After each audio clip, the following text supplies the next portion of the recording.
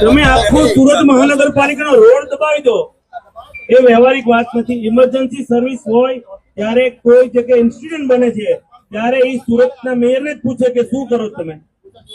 એટલે મારે તમે આજે અમે તમને સમજાવવા આવ્યા છે. અમે કોઈ તમારું દબાણ નથી દૂર કરવું. તમે તમારી દુકાનની આગળ કોઈને બેસવા નહીં દો. અમે અત્યારે અમે ચારેય દિશામાં કેમેરા મૂકી દેવાના છીએ. અમે મોનિટરિંગ કરશું અને જો તમે લોકો નહીં હટાવો તો અમે સીલ મારી દઈશું. અમે તમને સમજાવવા આવ્યા છીએ. અમે ખાલી સુરત મહાનગરપાલિકા તમે રોડ ખુલ્લો રાખો, અમારે બીજું કોઈ વાંધો નથી. તમે ધંધો કરો શાંતિથી, અમે તમને તમારી સાથે સહયોગ છે. વાહનો આવવાના તો પણ આવી શકતા નથી. અને સાથોસાથ એટલા રહે કોઈ છેડતીને બનાવ બનતા હોય, જો પીક પોકેટિંગ હોય, બહેનોને બી દિક્કત પડતી હોય છે. તમે વેપાર કરો એના માટે અમે લોકો સતત તમારી સાથે છીએ, કોર્પોરેશન સાથે છે, પોલીસ સાથે છે. એટલા